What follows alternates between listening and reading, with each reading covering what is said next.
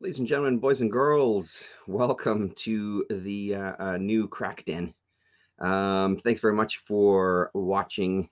It's about that time for me just babbling about the books that I read this week. So stick around if that sort of thing interests you. We had a great chat this afternoon. Earl Grey was with us. Sleepy Reader was with us. LaRasa was with us. You can find that in the previous video. I think we went almost 3 hours, I guess. It was a great conversation. There was a lot of really good discussion as always, and a lot of cool people hanging out in the chat. So we love all of that.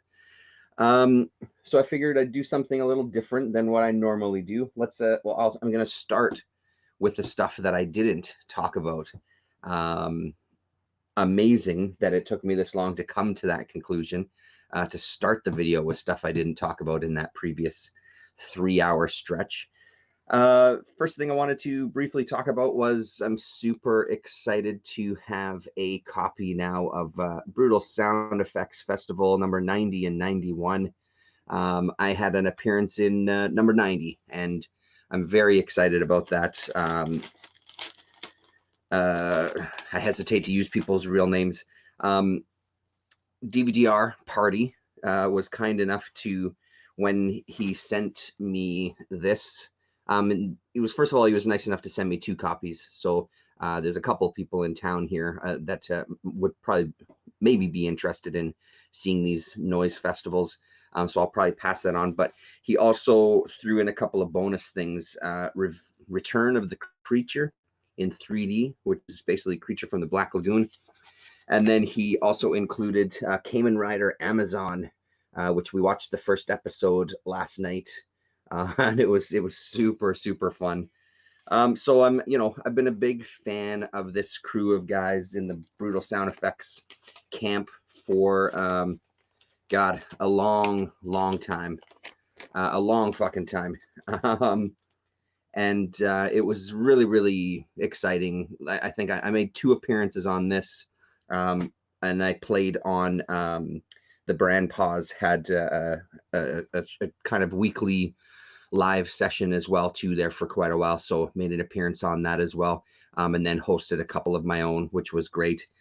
Just really honored. It's really nice to kind of hang out with those people and kind of contribute in a little bit of a way, and then have something super cool on the other side of the whole show, or the 2 shows rather, on one disc. So that's very exciting. To start out with, one of the other things I was going to talk about with the Sonatina books I spoke about earlier, or in the previous video rather, the Professor Dark. One of the other ones I thought I'd give a try is this Junior Detective Files by an A. Deegan. Let's see if we can get full names, full credits here. No, there's the credits in the back. And it's still A. Deegan from 2014, published by Sonatina.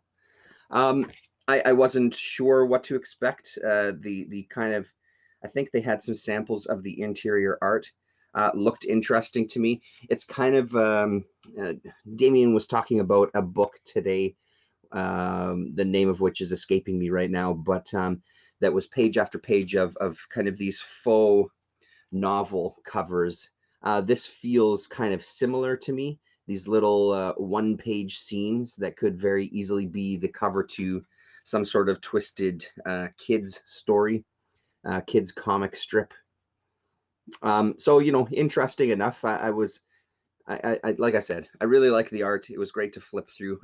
I'd be lying if I didn't say I was a little bit disappointed, because I thought it was going to be an actual story as well. But like I said, not the end of the world. Nice little book. Probably pass it on to my daughter, maybe. Well, actually, I take that back after remembering, just now all of a sudden remembering what one of the first images was that I showed. This will stay with me on the top shelf under lock and key. um, so yeah, there you go. Some more from Sonatina.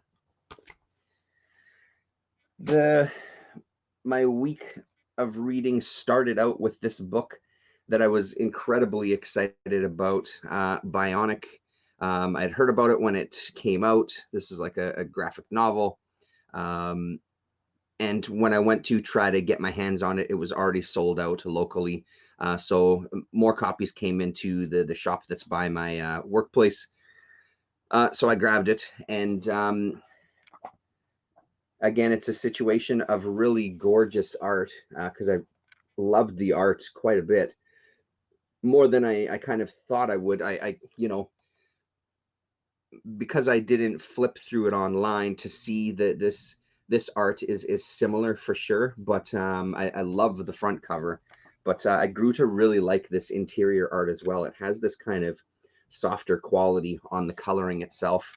But the story itself, I wasn't super keen on. It was, kind of, I don't know, it was a bit of a downer, if I'm being honest.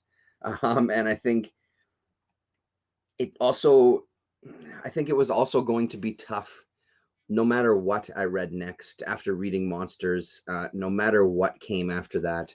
I think it really didn't stand much of a chance to kind of really get my attention. But the way this is, our main character is pretty pathetic, to be fair. He kind of gains a voice near the end, but then ends up losing it again.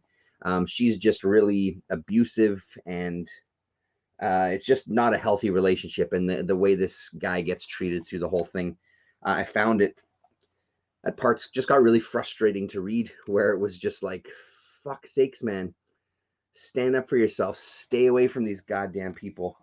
But his continual persistence to put himself in the path of just being hurt over and over again was his arc. And I won't show you the end, but yeah, I mean, there was moments that I really liked. She was completely angst ridden. She gets into an accident, and then gets parts of her body replaced with robotic parts. Her dad is the owner, I guess, or founder of a company that specializes in this kind of newer technology. And it just evolves from there. Like I said, I don't want to give too many spoilers, but yeah, so that was Bionic. Didn't blow me away. Lean that over here. What do we got next? So another thing I read this week, volume 1 of The Story of O.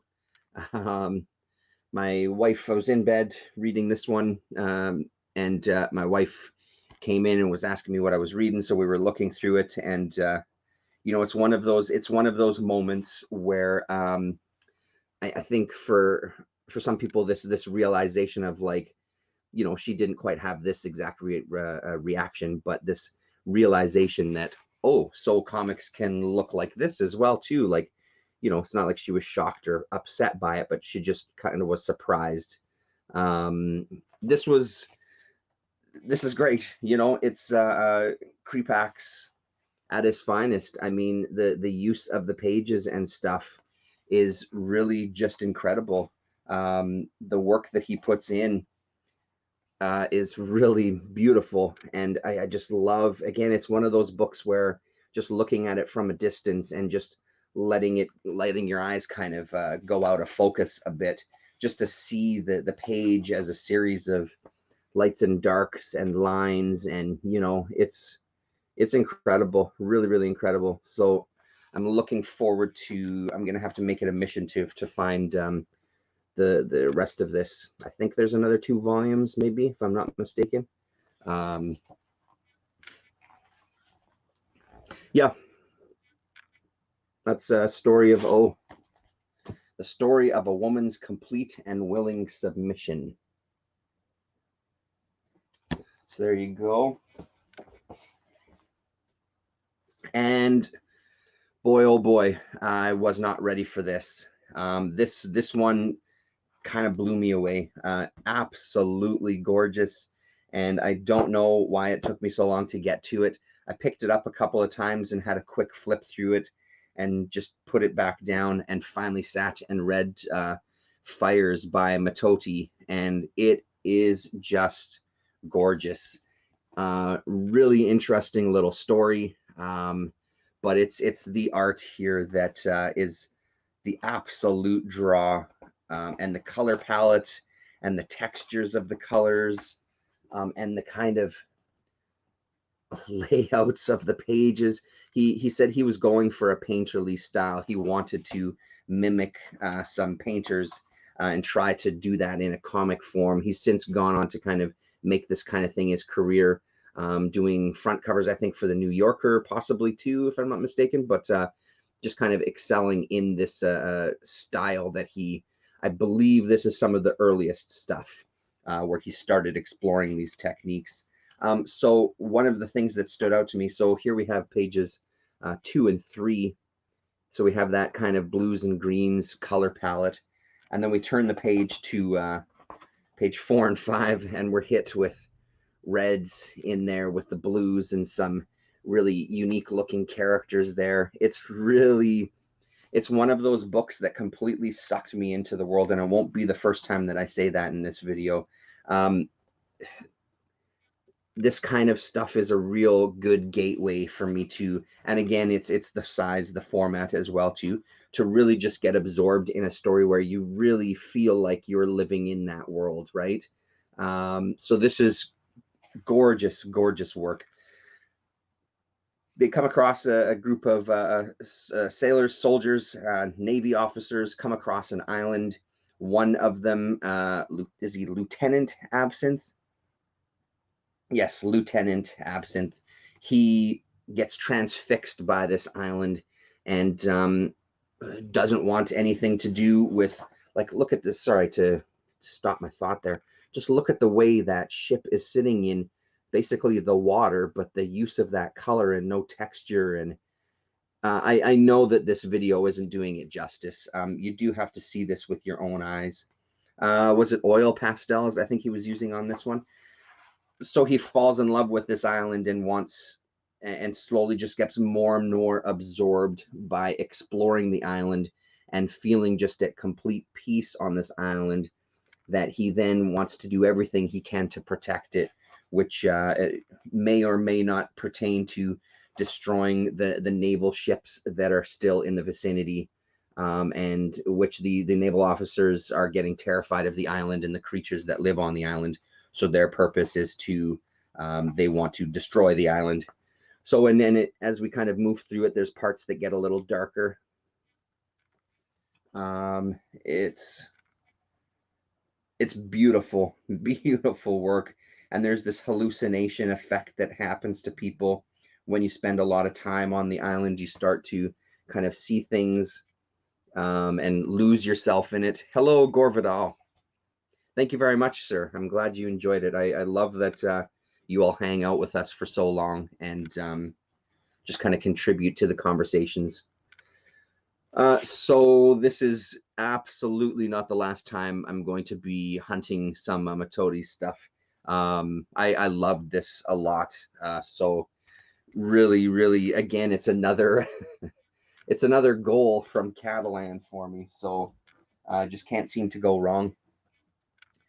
Maybe we'll quickly talk about this one. There's not too much to talk about with this one. I figured I'd give it a shot. So again, the idea this week being trying to read stuff that was was not as heavy. Hello, Mr. Foam Panels and Columns. To try to read stuff that wasn't as heavy as my last week of reading. I was sort of successful, and we'll talk about that in a bit too. But in that, I figured I'd give this a try.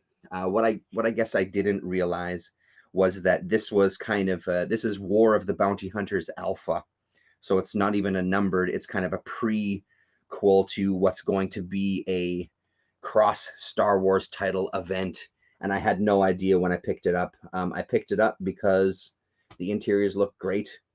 We loved the show The Mandalorian. Boba Fett, of course, is a badass character, and I figured I'd give it a shot. And it was fun. It was, it delivered what I expected. But again, what I didn't expect was that this was going to be a setup to, hey, now you got to, if you want the rest of the story, sign up for these other 19 issues. So yeah, it was fun, but not fun enough that I'm going to kind of keep on with it and hunt down these other issues and that sort of thing. So this will probably be the only one that I get. And who knows, Maybe that'll be $1 million cover at some point. I'm glad I tried it out anyway. It's always good to try out a couple of new things. So another big surprise for me this week. So I've been doing the distro stuff. Had some success. Sold some books. Admittedly, not as much as I was hoping that I would. At kind of like the opening weekend, I thought there would be more interest. But I mean, again, the whole part of the reason to kind of dip into this was just to see what kind of interest there was here in Winnipeg. So that's why I didn't fully commit and buy boxes and boxes of comics and, start a website, et cetera, et cetera. It was just to kind of dip my toes in. So I was a little disappointed, but I did sell some stuff to 3 different people. And one of them, again, hesitating to use people's full names on here. So let's just say Dave is his name.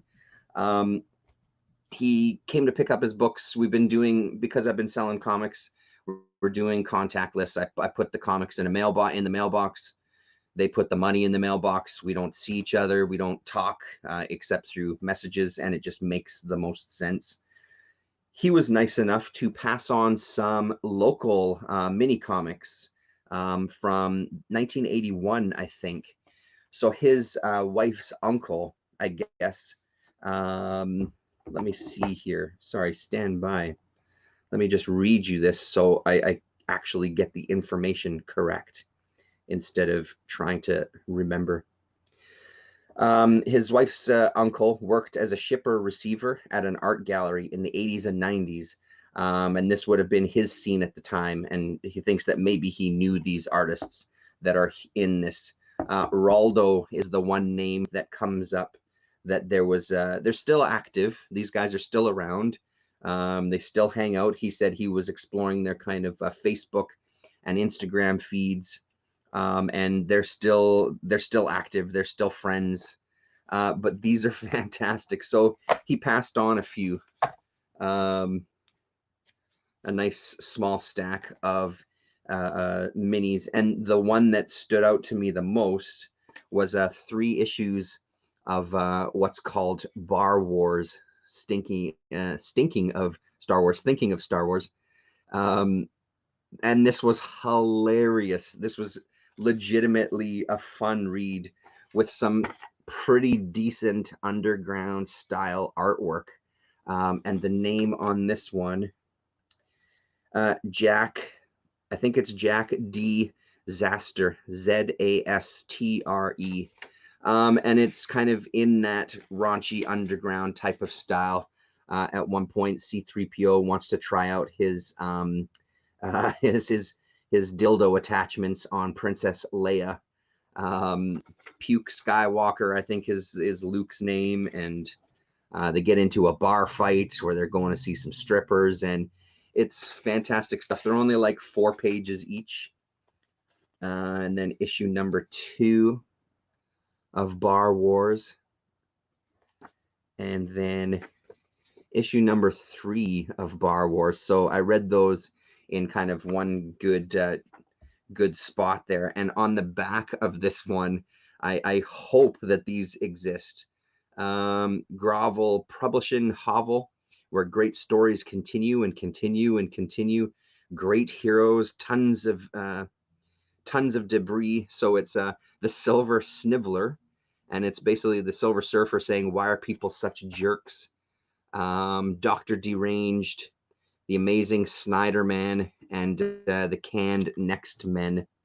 And boy, oh boy, do I hope those 4 comics came to see the light of day, because if they're half as good as Bar Wars, those will be fantastic. I love the Silver Sniveler. I think that is such a funny idea there. And then the rest are kind of art type minis here from the Winnipeg Pen and Pipe Club. We get Rotten Doubt, or Bottom Doubt. I get it now. Cosmic Flotsam. And none of the names associated with this one meant anything to me. Raldo sort of sounded familiar. The art style with it didn't ring any bells big time. Like I said, it all kind of reminds me of that classic underground and indie type of art. So, but nothing stood out as something that I recognized.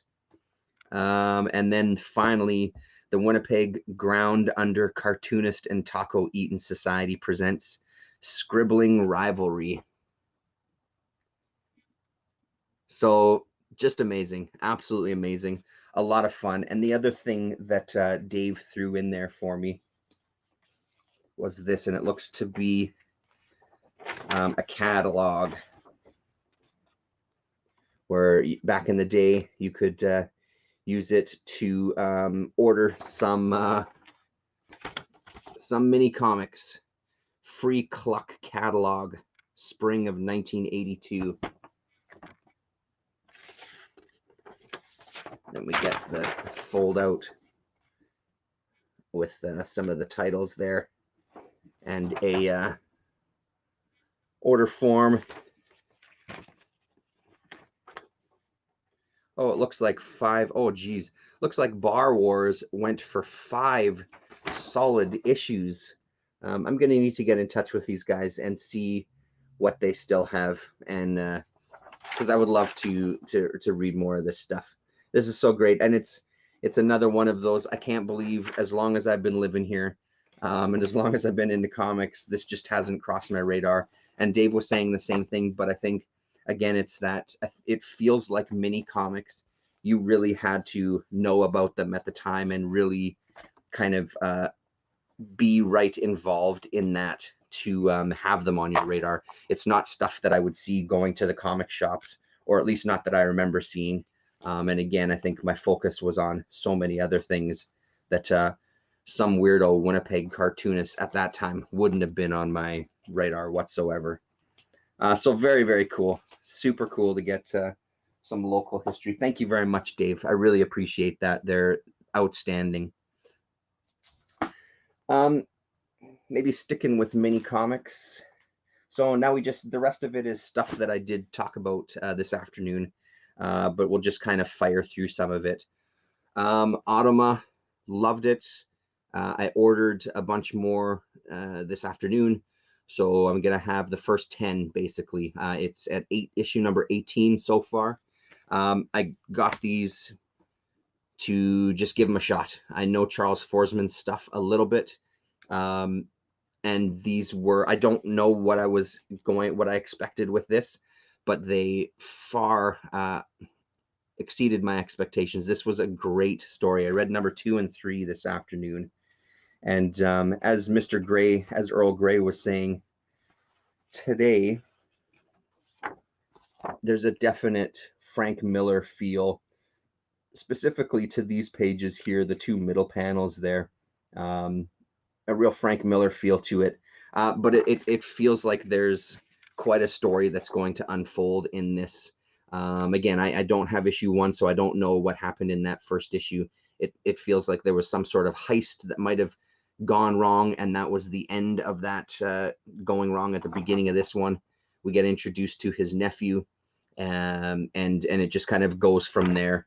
Yeah, I'm sold, man. So if you search, yeah, this one I got directly from him. That is correct. If you search, I think it's the Oily Comics store. Was it Store Envy?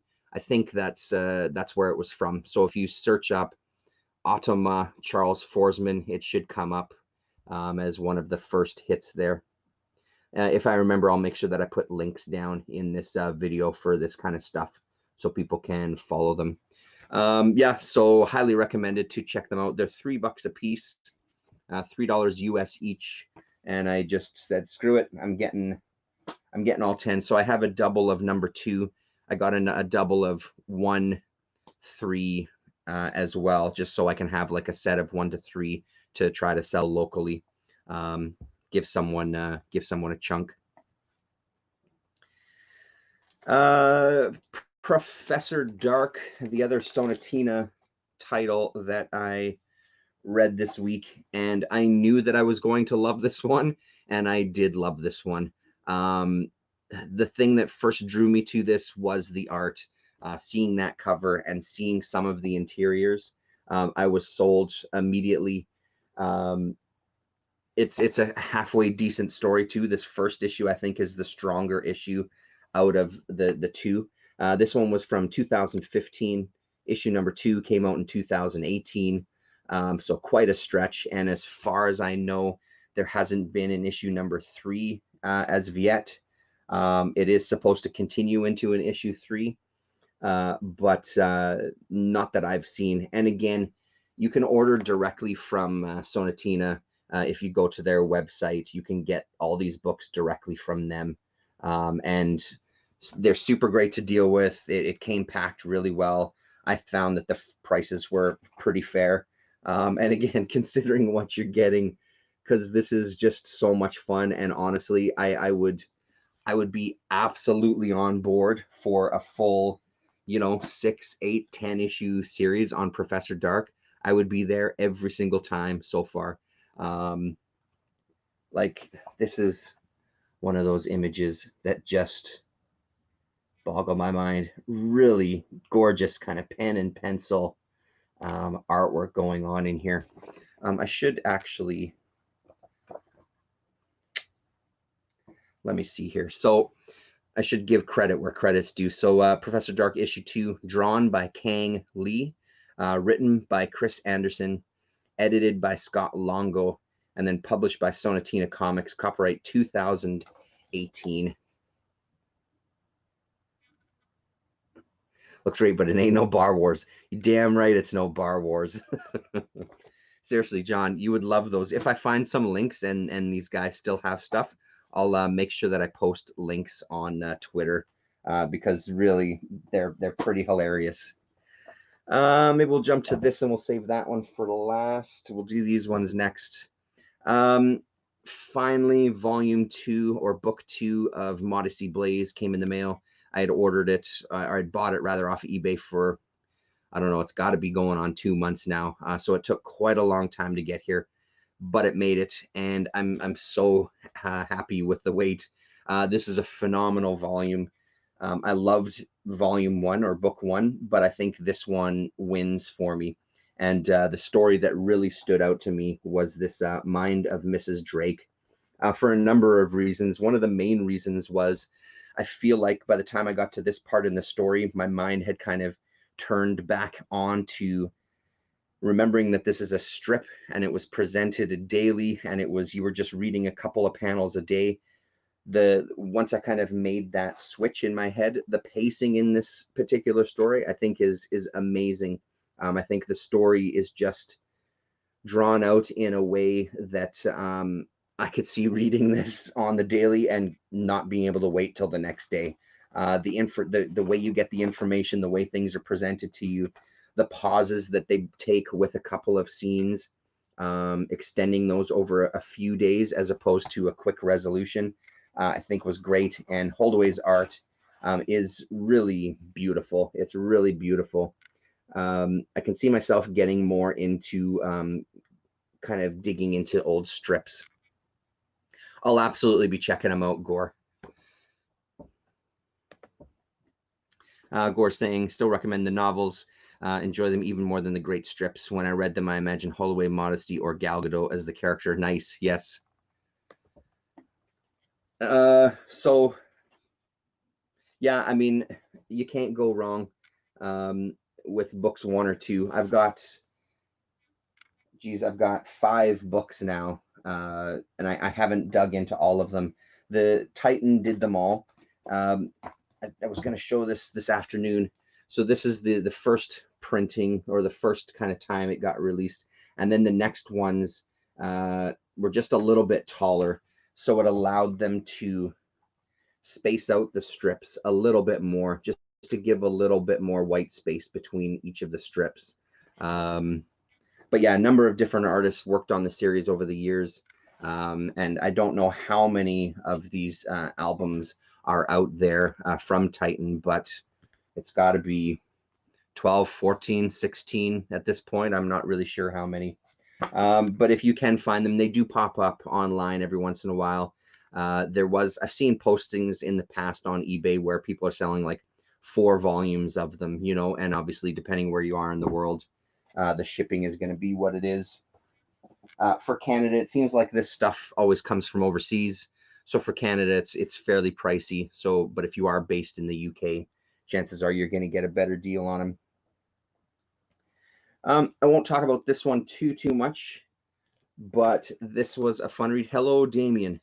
This was a fun read. David Plunkert's Heroical. 3 issues came out from Plunkert. You can find him on Twitter, and he'll have links to his page where you can buy the set of them, buy the set of 3. Bigger than, let's see, what do we got here? Oh, actually not too much bigger, just a little bit bigger than a Marvel Treasury, just to give you the idea of the size of book you're looking at here. I gotta say, I love being able to get into this bookshelf there now. So yeah, entertaining because the art is really good, but it's an art piece basically. It's not chock full of a story. There's just this kind of love for an era that drips off of that book, but still a lot of fun. The other one that was fun before we get on to our very final book, second last, Bloodhorn, which I read this afternoon, and it was every bit as enjoyable as the couple of chunks I read in Reptile House. This ran through Reptile House, the anthology, for the first 5 issues, and then finally collected it into one book. So if you're not interested in the rest of the Reptile House anthology, this is the way to go, and you can order it straight from Reptile House Comics themselves. Really great guy to deal with, and I love this book. Was just so much fun. It's a battle of the bands to some degree, and on the inside front and back cover we get some made up gig posters lining, giving us some wallpaper there. But a couple of the pages that stood out to me, the band Fentanyl, with what I can only imagine is some sort of funeral doom that just zonks out the entire audience. There's a lot of good little bits here. The guy is getting pissed off dealing with his band members. And where are we here? He says he thinks to himself, I should have just started a noise project so I wouldn't have to keep dealing with shitty band members. Been there, done that. Funny. It's funny. It's great art. I don't know much about Nick Bunch beyond this, but it's definitely a name that I'm going to be looking out for because this was a lot of fun. And finally, last but definitely not least, Theft Tomorrow Forever. And I said it this afternoon, it's one of those, there you go. Good evening, foaming panels at the mouth. I said it this afternoon, I loved this book, even though it sat with me for a few days afterwards. It brought me a bit to an uncomfortable place.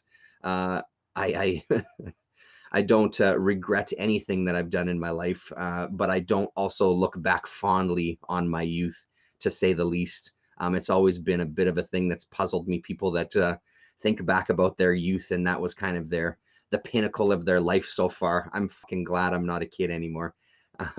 So this kind of had that sort of angsty thing going for it, this struggling artist who's trying to find the motivation and is convinced that he's going to be creating the most groundbreaking comics, but he can't stop watching Night Court and sleeping and masturbating and all of the things that are just really enjoyable in life. It's really, really great. And one of the things that stood out for me, and I mean, you're seeing it here, is the use of the page and the coloring, I think is, I don't think I've seen anything like it. And I know that in these videos, I tend to talk about things that I really love. It's rare that, you know, I'm sure that you've all heard me say a million times, this is the most incredible thing I've ever seen. And I do honestly feel that way about all of it. But this one takes it somewhere that I've just don't know if I've experienced before. The little bit that I've watched of Josh Baer, almost called him John Baer, Josh Baer online. He's talking about kind of art and filling in areas with black, and kind of, you know, he actually talks specifically at one point of when you're looking at someone from underneath, how you don't actually have that jawbone there in that exact way. But, you know, you make these kind of things for comic books. And I don't know, man. I know that those thoughts aren't as organized as what I said this afternoon, but I think this was a great one, even though there was parts where I had to put it down, not because of uncomfortableness, of kind of, all right, shut the fuck up. You know what I mean? Like there was a couple of moments for sure where it was wallowing in that a little too much. But I found that when it got to a point where it was almost unbearable, he did shift gears, and it's like he knows that himself, because he even references some of those transitions in the book itself. And again, it's a comic about a guy who wants to make a comic, and there's comics that make appearances in it that he's reading, so much so that one of the comics that he finds in this book that sort of blows his mind early on. I'm going to see if I could find the name of it. Apologies for this. Give me one sec.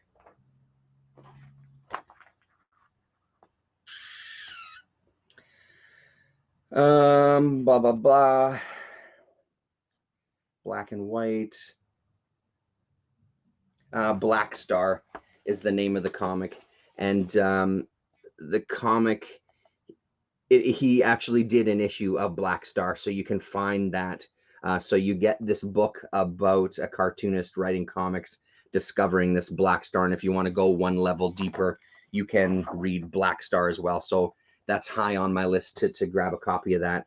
Pages like this also were really great, as I'm sitting holding a comic, seeing hands on a page that are holding a comic. Just all of that stuff is really great. Yes. Oh, he does. Hey, okay. Well, I'm gonna have to look at that. Bear talks about his coloring process in a recent episode of Gutter Boys. I'll check that out. Yeah, recommended. Honestly, recommended. Even if you don't get behind the story, man, yeah, and it does. Yes, and I know that that's something else that is in there, because I guess one of the other things he's done is ROM as well too. He did a kind of pardon me, I guess it was a script that existed that never got turned into a ROM comic. He kind of took that script and made it his own. There's a collection of that as well. Going right to Josh Baer's website to try to order all of this stuff is going to be the next thing that I do, because he had a number of books there that I want to get my hands on.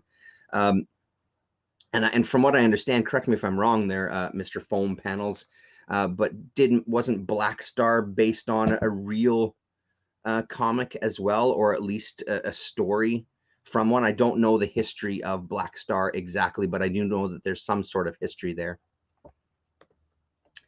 Anyway, so this was Tinto Press, but like I said, just search up Theth, Tomorrow Forever, Josh Baer, and something will come up, and order directly from him. It is in other places as well too, but order directly from him. And that's what I was going to say to Mr. Foam Panels, because I think you said in the video that you were a fan of this as well, but didn't have one of the issues. Just go directly to Sonatina, find them online, and you can order copies directly from them to get the other issue. I think you said you only had issue 1. Anyway, that's it, everybody. Thanks very much for hanging out, and we'll see you next weekend for our next chat and a brand new stack of books. Later.